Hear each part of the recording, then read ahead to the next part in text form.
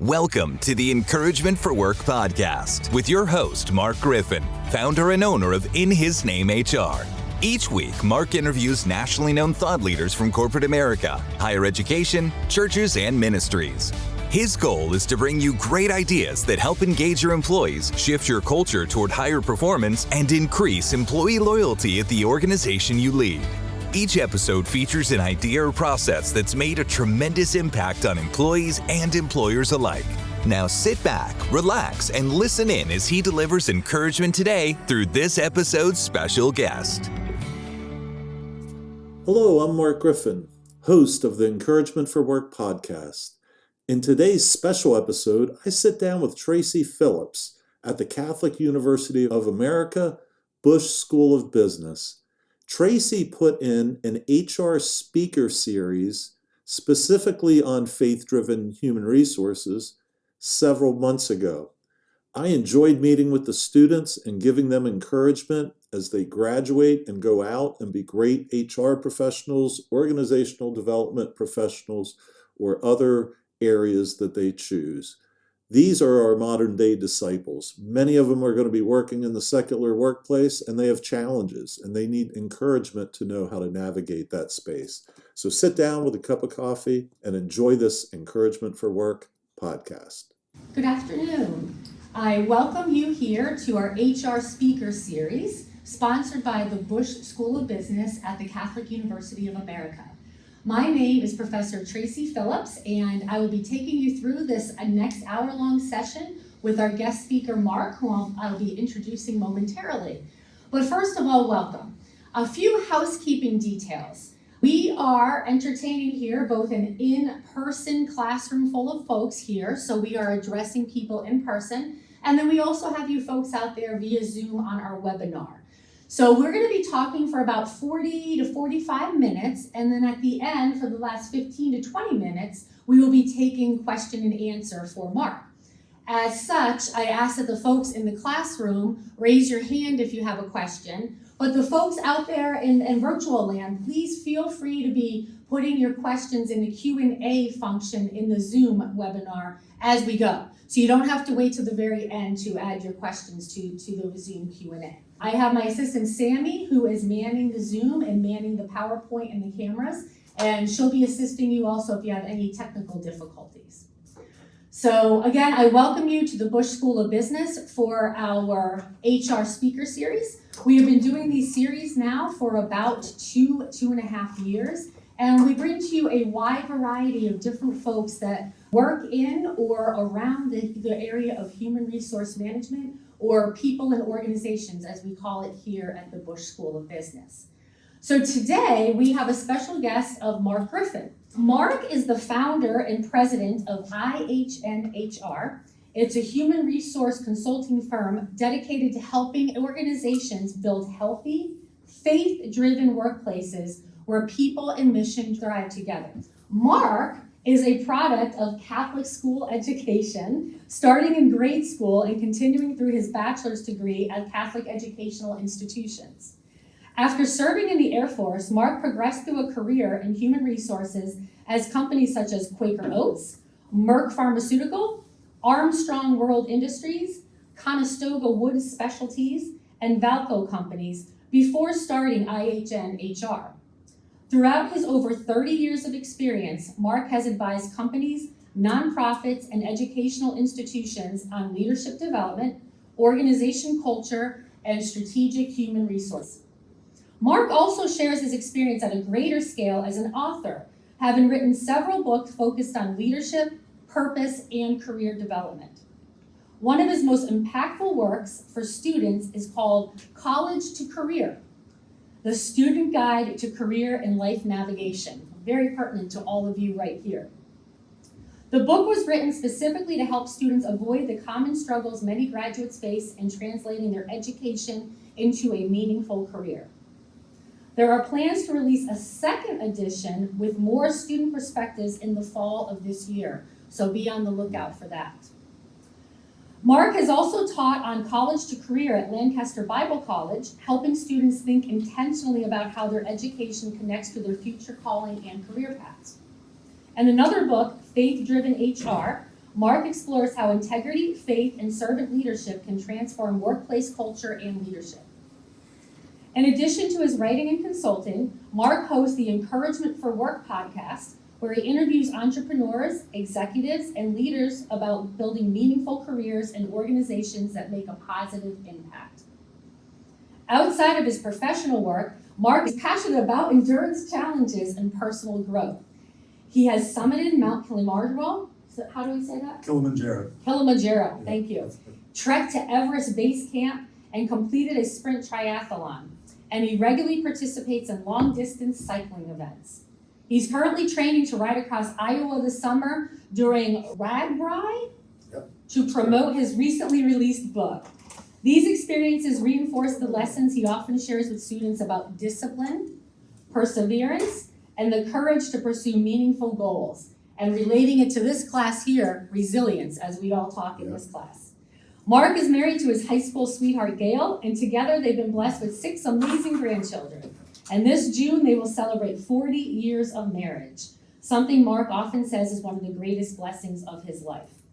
Mark enjoys speaking with college students about entrepreneurship, leadership, and how to intentionally build a career in life filled with purpose. So Mark, welcome. Thank you. Thank you, Tracy. I'm so glad to have you here. So what I would like to do now is ask you to tell us a little bit more about yourself and specifically about IHN HR. I am so excited to be here today. I can't even imagine that the Lord would bring me to this group.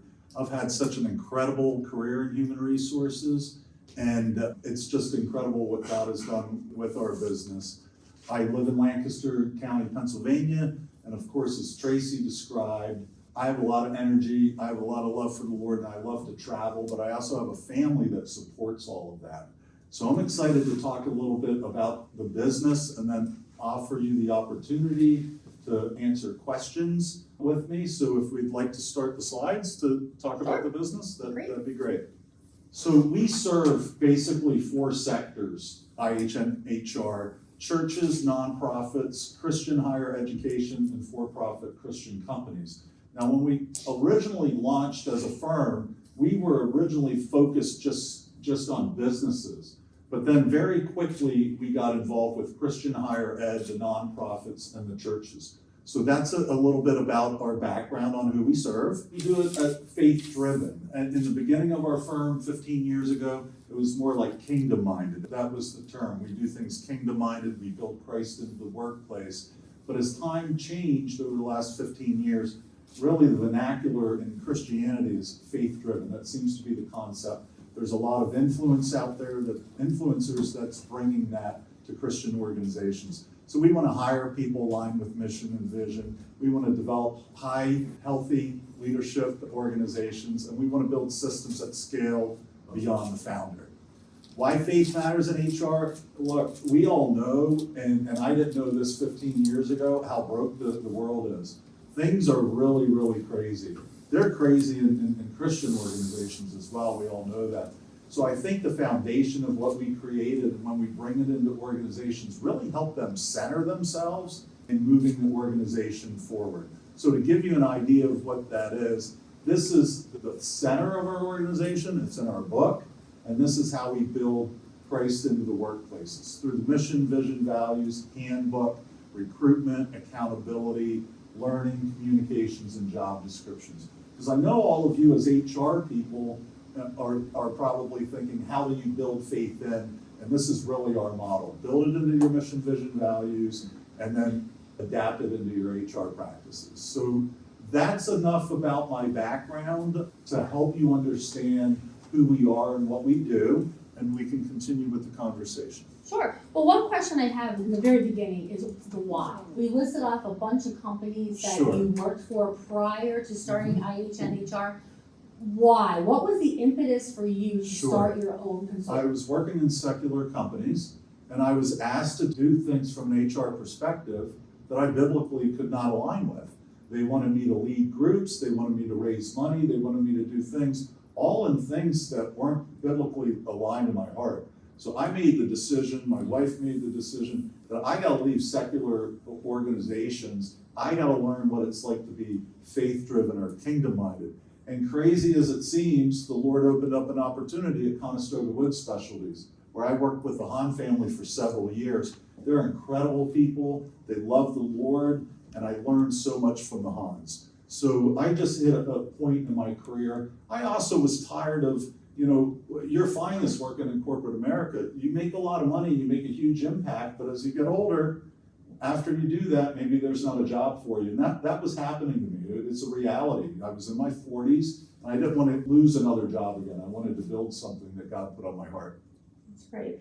And we often talk here at the Busch School of Business about incorporating Catholic social teaching and Catholic anthropology and virtue into all of our courses here. So at the Busch School of Business, you don't just take one ethics class and then you're done with it. It's weaved into all the classes, and it is our hope here to send out into the work world virtuous business leaders. It's my hope as the professor who oversees the people and organization specialization to put those folks out into the HR realm, because as you talk, there's a lot of things that have been happening in the HR world that are not faith-driven, are not God-driven, and really truly against Catholic principles, biblical principles.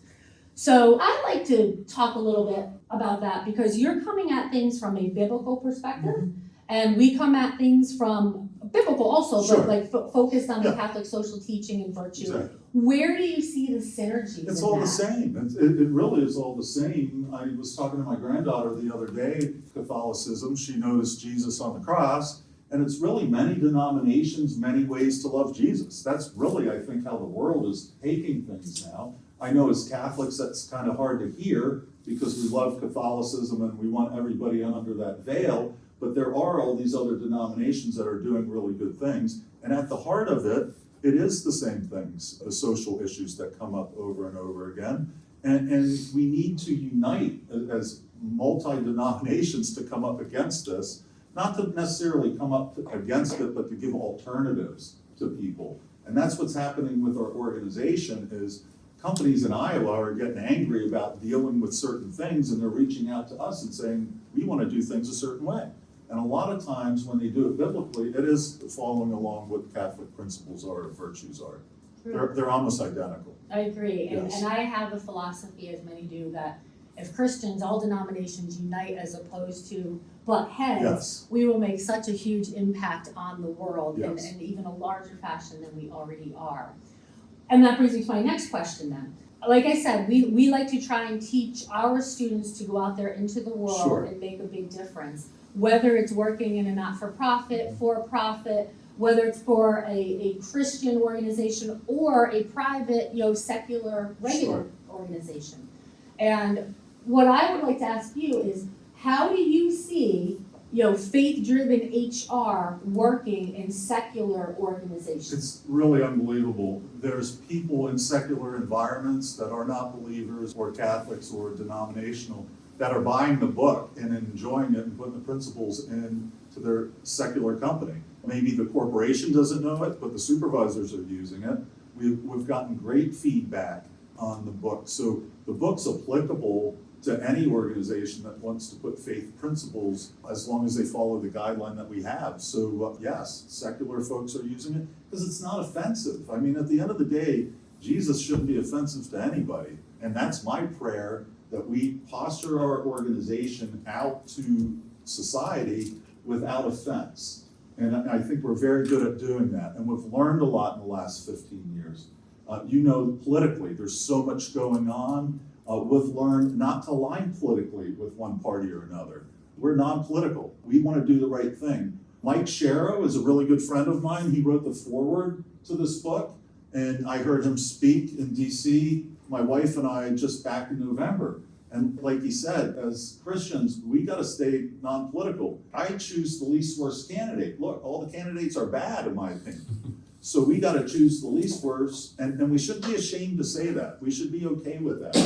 But that's my suggestion. And you're going to be forced, when you go out to secular environments, you're going to be exposed to a lot of stuff where they're going to try to force you to believe things that might not align with you.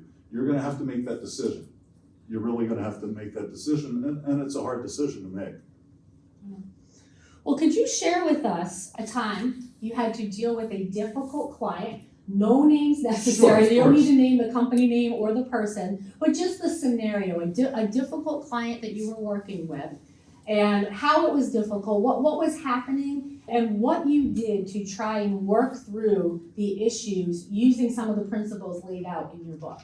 Absolutely. We work with a lot of organizations that this is new to, and they're not really understanding, how to share in success with employees. We believe that the best thing that you can do is grow and prosper the people that are working for you. That's your ministry. We're modern day disciples, whether you like it or not. As we follow Christ, we go out and we're disciples. So I want to see the organizations reflect Christ. I want to see the CEO doing the right things.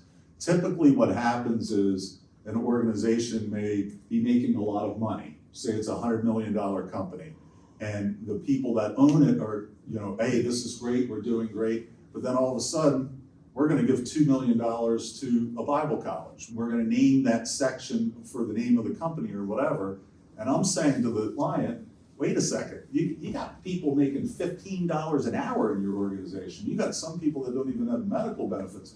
Let's grow and prosper your people first before we go out and start donating money to big organizations. So I'm trying to get people focused on the people within their work group. That's a good example on the secular side. In the nonprofit side, what we see sin, we see issues. We have people call us that says we're trapped in a nonprofit. The nonprofit leader is a Christian, and I have no way to get out, and he's harassing me. So those are a lot of problems we have societally that aren't being addressed, that IHN HR is standing in the gap to help women and men that are trapped in dysfunctional organizations. So that's a trend and a problem that we're seeing nationally with employees. Now, speaking of which, if you could draw us in a little bit more about how IHN is structured. Sure. You gave an overview there, but how many people do you have working for you? What type Sure. of people work for you? How does a project come to you? So what's really awesome is we've figured out how to do this. We had so many different models, but we have so much attraction to us. The first step that we do for anybody that needs help is do an HR assessment. But let me tell you, before they're calling us, they're looking for recruitment. Hey, I need a CFO. Asbury Seminary, they needed a HR director that was a believer that could run the HR department for Asbury. So they reached out to us. Hey, we need help finding a faithful HR director. So we do an HR assessment in that case to see what they're doing from an HR perspective. And then we went out and we recruited the woman that's working there now. Other organizations may need a comp study. We do the investigations. Title IX is another thing that we do investigations for. So really we kind of have a funnel. They're coming in for help, but before we can help them, we run them through an HR assessment because we really can't understand their organization until we do that. In the HR assessment, we're looking at what they're doing from a handbook, the summary plan descriptions and benefits, all the legalities, application, leadership development, all of that. It's about 23 pages. Then we're able to go back to the organization and say, here's where you're doing well, here's where you're doing poorly. Because if we're recruiting, we got to know what they're doing internally to help bring people in. So that's typically the engagement. We do a lot, like I said, a lot of recruitment, a lot of training and development with our clients. Everything is online. We've been online for 15 years. We were online before it was cool to be online when COVID came. So we know how to do that with Zoom and all the technology we have. Amy Feynman is an advisor on our board. She has an incredible background in human resources. Paul Jaspers, he worked at LCBC Church. Many people in Lancaster would know Paul Jaspers as well as Conestoga Wood. So Paul's an amazing guy. Chris Chapman, I've known Chris for 20 years. She leads our investigations. She worked for Rutgers and Franklin and Marshall doing Title IX, but she also is really sharp in other areas. So she's helping us in those areas. Then Tina Stolfus, she's helping us dramatically with recruitment. She's an HR business partner and she does great work for us. Now, our back office are people that I've been working with for over 15 years, graphic design, videographer. It's not necessary to have full-time staff. I have fractional in that area. Plus the accounting's fractional and all that. So all our back office is basically not IHN HR employees, and that's intentional. Well, then tell me a little bit about, you talked earlier about mission and stuff. Sure. What is your mission statement for your consulting company, and how does that draw people in Sure. and keep them there? Yeah, our mission statement is to provide faith-driven HR solutions to organizations, but really in areas outside of city areas. That's always been our reach. We want to reach people in Perry County, Columbia County, all these different counties that don't have the resources that Philadelphia has, or Bethesda, or DC. That was intentional, and that's working really well for us. Just a little time out here, Yes. a reminder to our virtual participants to please be dropping Q&A questions in the Q&A function. And folks here in the room, be thinking of some questions so when we get to that portion of the presentation.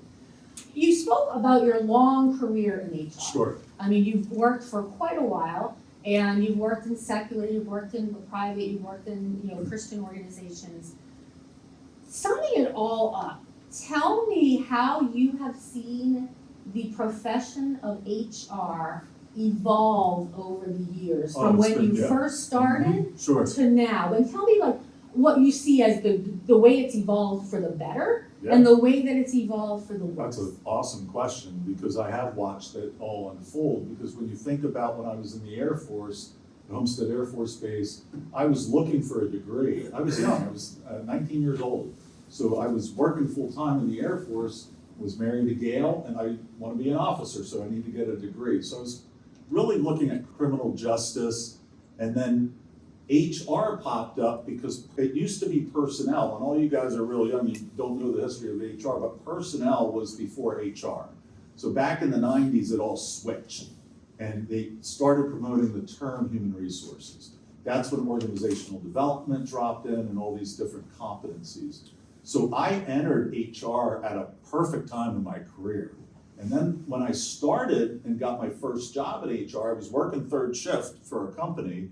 I had some really smart people around me, and this will help you guys, is that Jose Garcia was the gentleman's name. He said, Mark, you're so high potential, you're doing great, and you just came out of college. You should think about getting an MBA. You should think about pulling the job description for the next job at this company and do everything you can do in that job description so that we can promote you quickly into the job. So Jose really blessed me in my career, because every time I'd get a new job, I'd look at the next higher level job and work to that capacity. In Quaker Oats, one of the greatest things was, I was in my 20s. They saw the potential. They trained me up at the University of Michigan. They put attorneys around me, and they sent me to the table to negotiate labor agreements with the steelworkers. It was literally insane. A 20-something-year-old person negotiating with the steelworkers. But God blessed me. They saw the potential, and I'm still in contact with a lot of those executives at Quaker. Alan Collins, Joyce Ingram, all these people were influential in my life.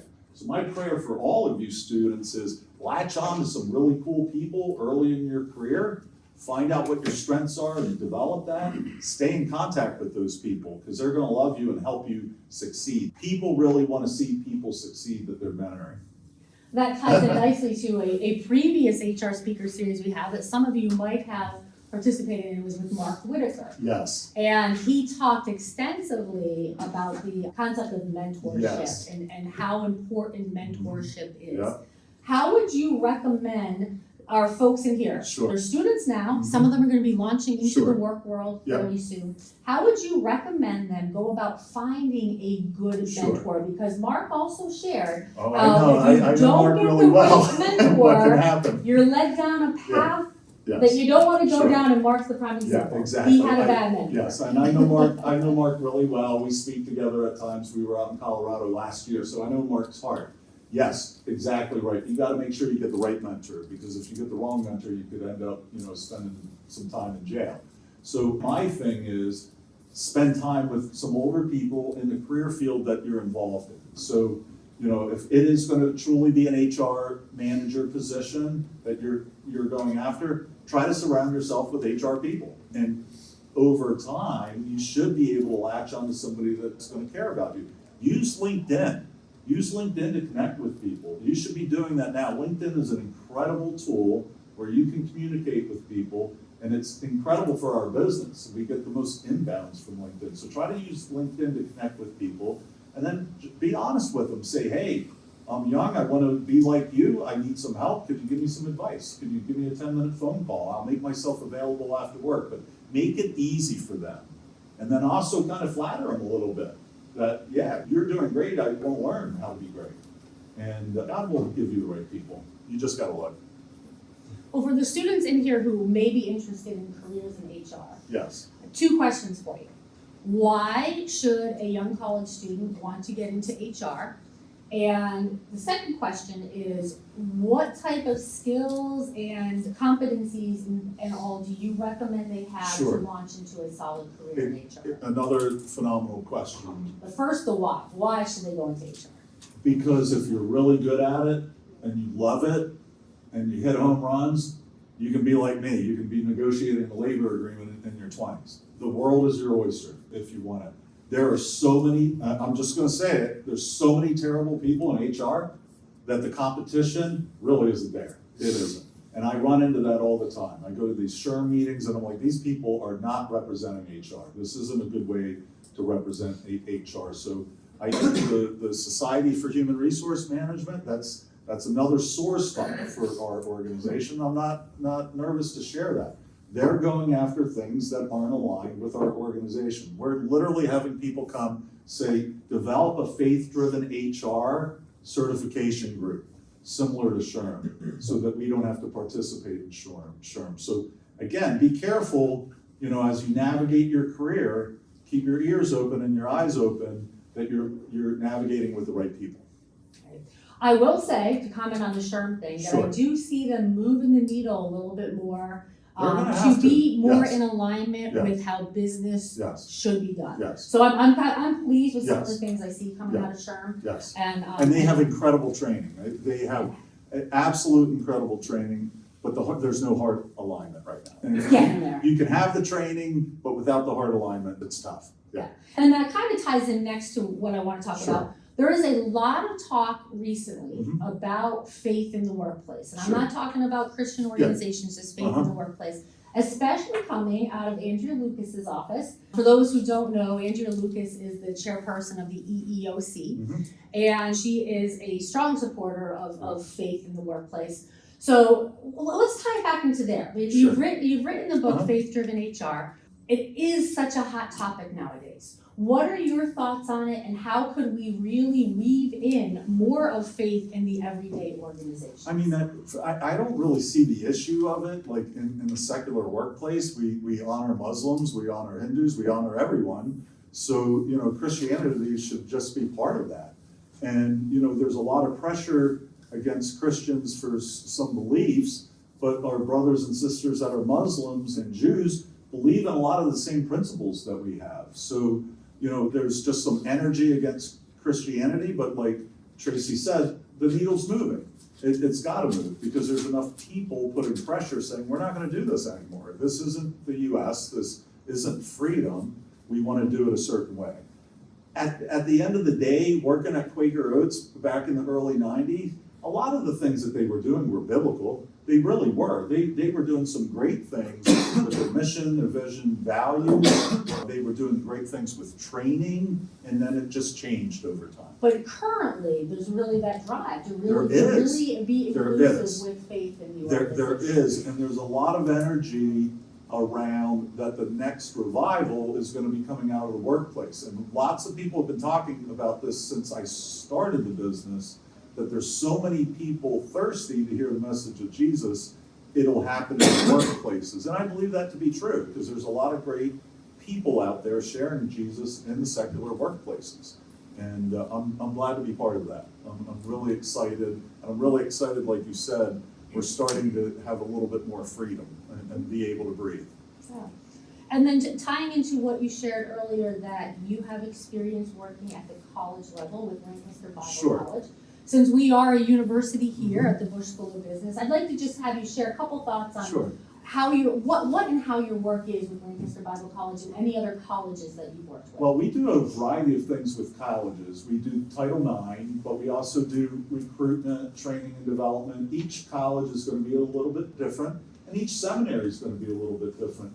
We serve Dallas Theological Seminary, and many of you might not even know much about them, but they're really the premier Bible college or seminary for a lot of born-again Christians or non-denominational Christians. So working with them has really been a blessing because I, don't have a theology degree, so I've learned a lot. And as we wrote Faith-Driven HR, and we Bible quoted, and I put things in here, I didn't want to say the wrong thing. So we actually got a theologian from Dallas to scrub the book and say, yes, this is good, this isn't good, and we made adjustments. So strategic relationships with different organizations like that, just serving them, like we did leadership development for all their staff for 2 days, not only did that relationship help training them, they wanted to be part of the book. They wanted to endorse it and say, get this out to businesses, to colleges, to nonprofits. So I think at the end of the day, it's all about the strategic relationships that we've built that's really helping to promote the company. And it's a huge connection to what we have here for how we practice human resource management. The folks who are in my classes, or some of you folks out there, you're aware of our Dignity of the Worker framework, which was a framework written by myself and two of my colleagues here. And it's really how we espouse the practice of human resource management. It's a great framework, ties in nicely with Faith-Driven HR. And really, we dive in deep in some of our classes here at the Busch School with that. If anyone has any questions about it out there in virtual land, I'm happy to speak with you further about it, but just wanted to give a little plug there for that. So we've got a few people in here too. We've got some business people in here. Just if you could give one nugget of advice for people who are running their own businesses now, and if they need to hone into the area of HR, or hire somebody or contract it, what's that one piece of advice that you would give folks? Make sure you know what you're doing when you go into it. You don't know what you don't know, and this happens all the time, that somebody calls us and, hey, we need an HR manager, and we kind of go through, you really do need to do an HR assessment before you hire the manager, because you don't know what you have in place and what you don't have. Then they go, well, that's too expensive, we just want to hire somebody. Then they hire somebody and they're incompetent. They don't know what they're doing. The client or the potential client was just trying to Band-Aid it very quickly. It's best to always assess so that you have a benchmark, so that when you bring the person in, you can hold them accountable to say, we need this, we need that. That happens quite a bit, where I have a business owner call us and say, our HR manager isn't delivering. The recruitment's messed up, so we're doing an HR assessment on that organization. Is it the systems or is it the HR manager? And a lot of times we've found it is the HR manager. They don't know what they're doing, they're not getting the work done. And they either need to be coached, or in some cases, they need to be replaced. So that's kind of how we work with business owners to look at what they're doing from an HR perspective. Because I think sometimes business owners get afraid of HR. And I think it's because of the bad rap that some HR people have given to the profession. But I love to teach my students that HR is there to support the business. We are a capitalistic supporting function here, and support the strategy, support the operations, and really hone in with the mission. And you work with the management team to carve out the mission, and then everything flows nicely from there. But for the business people out there, in the room out there, don't be afraid of HR. We are teaching people how to do it right. And I think that's the key that we need to keep in mind. And you can't be police people. You don't want to approach it that way, because if you're an HR person, you approach it that way, all you do is push the other people away. You need to be a strategic business partner with the organization. If you're not, they're just not going to listen to you anymore. And there is no fear. Like, a lot of times people are freaking out over I-9s or applications or all this stuff. There's no HR police out there. I mean, we honor the EOC and we do the things that we need to do. But there shouldn't be any fear. We shouldn't be putting things in place because of fear. We should be putting things in place to grow and develop. And support that strategy. Exactly. Yep, of course. Well, this chat has been wonderful. But now we get to go to the fun part, which I love with all my HR Speaker Series talks, especially these fireside chats. I love the Q&A function so that we really get to dive into what you folks in the room here and you folks out on Zoom, what you want to hear from Mark. So let's first take a couple questions from in the room here, and Sammy will be manning the Q&A function for Zoom. So I see a hand up already back there. Please state your name and question. Yeah, sure. Hi, Thomas Robertson. Hi, Thomas. I'd like to go back to something that you talked about a little bit earlier. My question for you is, in large organizations where there are many different people with obviously different beliefs, how can leaders implement faith-based principles without it feeling exclusive or having people feel left out? Sure. So Thomas's question is, how do you implement faith-driven solutions in a secular environment when there's so many different faiths involved? And it's all going to depend on the organization, who you're working with. They need to be aligned. Top management needs to be aligned. If top management is not aligned to it, it's not going to work. And that's on our chart. It's in the book.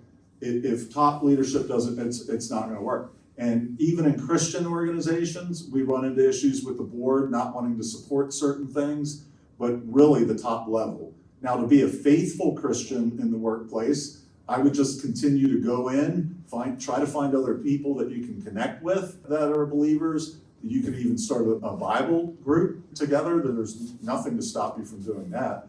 But if I was young and going into a secular organization, I would quickly try to get around the people that are like me. And you're going to see, because I was there, corporate events with big corporate companies, it's crazy what happens. I've been involved in that earlier in my career. You're going to have to make decisions. And I did make decisions earlier on when I was at Quaker Oats. I had men that invited me to go do things after work that I didn't want to be involved in. But I had to make the decision to say, no, that doesn't honor me or my family. And they were okay with it. They never harassed me. But all of you are going to get caught up in situations like that, especially now. Did that help, Thomas? Yes, thank you very much. You're welcome. Yes. Hi, my name is Kevin. Hi, Kevin. How are you? So my understanding with your company is that you focus a lot on building high performance cultures. Yes, sir. So what is something you usually see right away when a company's culture is not working? The question is about cultural alignment, and we see it all the time when we go in, because many times the leadership is perceiving the organization totally different than what the employees are perceiving it. So we try to do an impact survey across the whole organization to kind of level set on what are the people really thinking about management. And that's one of the first steps that we make. But a lot of times there's misalignment where the organization thinks it's in a place where it's not at. Once we do that impact survey across the organization, we have another survey that assesses leadership, individual leaders. So we can take them through a 360-degree feedback session where we're asking the people that report to them, their co-leaders, or board members, whatever, to give input on that leader's capability. Then we take them through the Strength Finders, which is an incredible tool that we use from Gallup, and also the Myers-Briggs. We're certified Myers-Briggs folks. So if that's a great organizational development question, because that's how we would help the clients. Yes, sir. To Bart, I want to know what was some of the times that you faced, during your time with your company and trying to be successful. Thank you. The question was about challenges as an HR person, and there's challenges every day. Lots of investigations that I've been involved in over the years. Quite frankly, some of those investigations wreck my heart because people are doing things that they shouldn't be doing in the workplace. And some of these people are respected leaders that you may even know who they are. It's a mess out there. So personally, it really hurts me when I see people that are proclaiming to be Christians that aren't acting like Christians. And we're seeing churches being exposed right now. What brings me joy in HR is when a client finally gets it. When a client finally gets it and understands it, reiterates it back to us, we are joyful. And that happens all the time too. We just recently had a client, there was a lot of friction in the way that we were doing things. I think they thought we didn't have the experience that we had. And as we took them through this issue, they literally were reminded that, yes, we are the people helping them. And it was a blessing that it occurred that way. Yes. My name is Gigi. Something that I noticed, obviously, is that you've worked in a variety of different Sure. industries, from Gatorade to Glitter Oats, as well as with religious organizations. Uh-huh. So I was just wondering how implementation of culture and the faith-driven HR Sure. is different across different It's industries. all the same. This is going to sound crazy. So at Gatorade, we had scorecards. How many cases of Gatorade are you making on a shift, right? KPIs. And we implemented that. Perry and I implemented that to let the employees know what was good or bad. Do you have a good day, a bad day? And then we had competition between all three shifts, okay? And safety as well. We had 4 key principles, KPIs: safety, quality, and we held the employees accountable for that. But we also brought excitement in. We said, hey, if you go a month, whatever shift goes a month without a recordable accident, the leadership team's gonna roast a pig and we're gonna celebrate. And we consistently did that, and the employees loved it because we humbled ourselves and celebrated. Now, when you shift to churches, to colleges, our goal is to get them thinking KPI. How many students do you have in the hopper to come to the school? How long does it take you to recruit? There's all these different KPIs that churches should be using as well. You know, how many new members have come in? How many people have we outreached? All those things are measurable, and I think things should be measurable, and I think organizations need to be held accountable on the money. So that was a really good question. Thank you.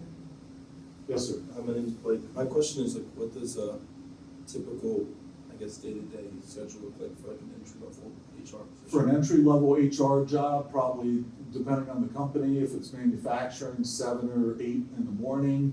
I used to come in, that way I could get the 3rd shift when they're leaving, and then I could cover the 1st shift as they were coming in, have interaction with the supervisors, with the employees. Then I'd be in team meetings with my colleagues, the accountant, the engineering manager, the plant manager, probably an hour or 2 of those meetings, looking over the numbers, the production numbers, employee relations issues, do we have any grievances? Then I may have a 2-hour meeting with the union rep, and we're talking about strategy. How are we gonna grow the facility? Are you gonna be flexible if we bring new jobs in? Can we lower rates so that we can be more profitable? And then maybe it may be a lunch then with a vendor. Maybe the benefits vendor is trying to court business, so he or she's, come on, Mark, let's go and have lunch. Then back, probably another again. Maybe a supervisor comes in, there's an investigation. That's 3 hours. So, and then there's emails, talking to corporate, because corporate has us as soldiers out in the facilities to do what corporate's asking us to do. So it's fast paced. I loved it because, you know, I'm thinking criminology, and there's a lot of aspects around HR when you're working in HR that ties into criminology, the investigations. Great question, thank you. I'm gonna pause internally one Sure. second to see if we have some questions from our Zoom folks. Yes, we do. So I'll start with the first one. I understand your idea of structuring NBV as essential pillars, but could you conceptually answer and give a few examples of how you ensure 1, that mission and vision are truly God-governed, 2, that leadership behaviors and virtues are truly Christ-centered, I love it. and 3, ensure that the dynamics and actions of the group are actually Holy Spirit guided and shaped to ensure a true community of persons in mission? Yeah, that's a beautiful question, Lot and better. it's an incredible question. So that question is really easy. In your mission, vision, values, our companies say something like, we're an organization based on biblical principles, or, you know, this company was started based on biblical principles. It's not telling the employees they gotta believe it, it's just memorializing that that's how they were founded. So, you know, we might have an Amish company that wants to go all King James and use like King James quotes in the mission, vision, values. They might wanna be more outward on it. So it all depends on the degree in which the client wants to share their love of Jesus with the world. We've done all the research. Barna's a great group to look at. They've done all the research. There's a perceived value of working with Christian organizations. But I pray that nobody does it from an arrogant perspective. So that's how you do it within the mission, to make sure it's incorporated. But then the behaviors are really your values, and you build those behaviors as values, and then those values are put into the annual review. And literally, we use the mission, vision, values when we're screening candidates. So we ask the candidate to read the mission, vision, values, okay? And it could be a company that's hiring people that aren't Christ followers, and the person has to decide, do I want to work for an organization that's outwardly Christian like this? It's a great question. And we've had candidates go, I don't even know what that means, but I worked over at so-and-so and I want to give this a try. And it is really impactful. I have one organization that they were all Christians in the organization working. It was a technology company. And a gentleman came in that was a Hindu. And the whole company was like, oh, we're Christians. I don't know if a Hindu's going to fit in here and all this stuff. So the CEO's like, I don't know what to do. I don't want to upset people. I said, bring them in and show them the love of Jesus. And so they did. The guy fell in love with Jesus, actually ended up, got credentialed to be a pastor, and he's in India now, still working for the company, but he's working over in India telling people about Jesus. So many incredible things can happen with business owners when they go out on a limb a little bit. Did we touch on all three questions? Just to be clear? I think so, because the third part was like Holy Spirit guided and shaped. And Oh, absolutely. The Holy Spirit always shows up for these guys and women. It's all Holy Spirit inspired. And if the person needs more questions, they can email or whatever if I didn't answer fully. Oh, that was awesome. And then the second question I have here, I think this is very interesting. Do you think the term human resources itself is derogatory, as according to Catholic social teaching in the dignity of the person, Sure. the person is not a resource, but Yeah. actually is human flourishing Sure. and their integral development is the end? I get it. We totally struggle with it. We do. I agree. The issue is we don't know any other way to proclaim ourselves without the words, because people wouldn't know what it is. Different organizations are trying to change it to like employee services or all different names, but then it confuses people. They don't know what it means. So there's consideration. Well, I'll address that from the Busch standpoint here, that we have changed it. It used to be a specialization in human resource management, but now it's a specialization in people and organizations. So I hear Mark, though, that you still have to kind of keep that HR in there until it kind of slowly but surely dissipates in society. Because I agree with the question, the person who posed the question, in that I don't necessarily like it.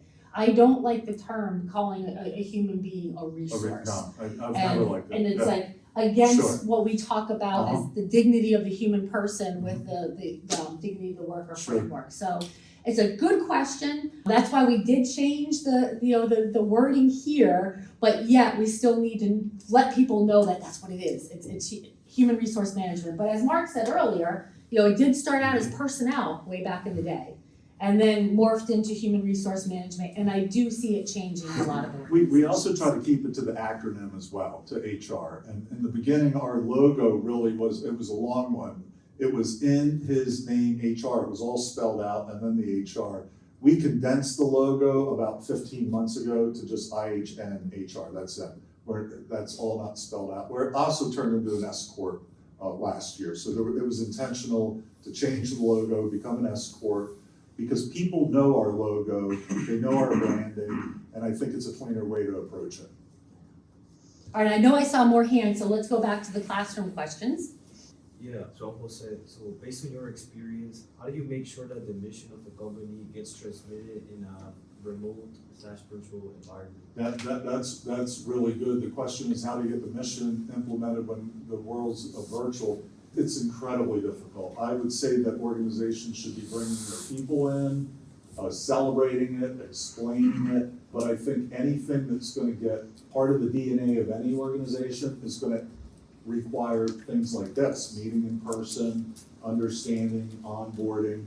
But we know that there's so many virtual companies right now, that's very difficult. So you're gonna have to make a decision, when you go out to get work, a job, do I wanna work in an office or do I wanna work remote? My thinking is the best way to start your career is working in an office, getting to know people and getting support. So in-office mission execution's a lot easier than doing it online. We have lots of discussion about that in my work behavior class and my HR management class, so we talk about that. People don't like it, but I think it's almost impossible to do that esprit de corps moving forward without that interaction. People just aren't bought into it. Yes? Ask a question, yeah. Of course.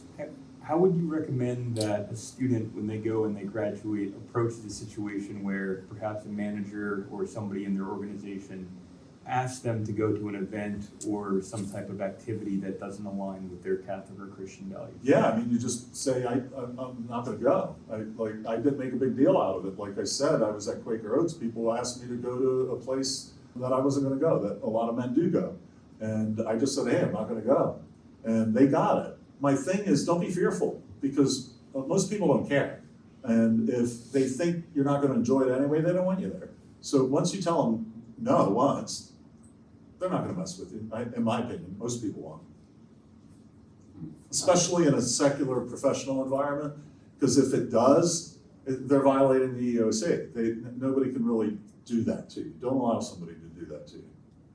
I have a question. You were talking earlier about how you had a difficulty in raising a company was dealing and having to figure out how people were acting according against a God and sinning. How important is it to hire people with proper values, and how does someone with improper values or very simple values affect or impact? Sure. Well, that's a great question, because we serve a lot of Mennonite companies and they want an environment clean of cigarettes, alcohol, all those things. So they usually have a mission, vision, values that say it's God honoring, but they're taking it to another level.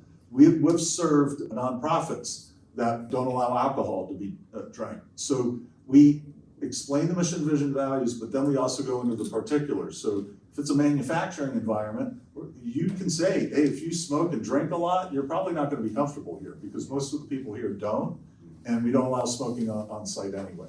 So usually, believe it or not, the whole smoking thing clears out a lot of people, because they just want to party and do things. And especially when you share that mission, vision, values, if someone's using a lot of drugs or marijuana or that type of thing, that'll filter them out as well, because they're not going to want to be in an environment where they can't do those things. And I'm not judging those folks. There's other jobs out there for folks that want to do that, just not in those environments that we're serving. And I know Michael there has had his hand up. I think we have time for probably 2 more questions. Sure. Okay. So right now there's been a big rise in AI that's replacing a lot of positions or phasing out jobs for it. Yes. So I'm just wondering how your company approaches taking the good parts of the technology that help work get done better, Exactly. but also respecting the dignity of the workers that could be replaced. AI for real is, it's transforming. There's going to be tens of thousands, hundreds of thousands of jobs that aren't necessary anymore. We're literally seeing that in the way we're operating internally. My fear with AI is young people are going to rely on it too much, and you have to always find the truth. I've used AI and it lied to me, and then I corrected it, and then it said, you're right. So AI has a bent agenda against Christians. I experienced it. So that's one aspect of it. But we don't want to use it and manipulate it for our own good, for papers and blogs and all that stuff. What we use it for is comparison. So when we wrote the book, I had somebody that said chapter 7 and 8 sound so much alike, and I'm like, no, they don't sound that much alike. I dropped the 2 chapters in ChatGPT, it analyzed both, and it said it's more different than alike. So we can use those tools, images, put the book in, what's the image, what should we be using for social media, but not having it do our work, if that makes sense. It does. Okay. I think we have one more. I know Sammy said there's one more there, so we'll take the Zoom one and Sure. then a question over here. Yep. Okay. Okay, what questions, and I'm gonna expand this from what the person said, but what questions can be asked as a candidate to get a sense of the culture to ensure alignment, and then also do that the opposite direction of what questions can the company ask the Sure. candidate? I tell candidates to pray in the car and call on the Holy Spirit to follow them into the interview. The Holy Spirit's going to tell you whether or not you should be working there or not. Really get into prayer. It works. And the Holy Spirit can help you be intuitive. When you go into that facility, don't be thinking about yourself. Look at everybody that's working there. Look at their faces. Look at the interaction. If I've gone into interviews and I was in 5 minutes, I was like, I can't wait to get lunch and get out of here. I'm never going to work for this place. These people are miserable. Look at the way that they're talking to each other. There's no interaction. Don't take a job where you're going to be unhappy in the work environment.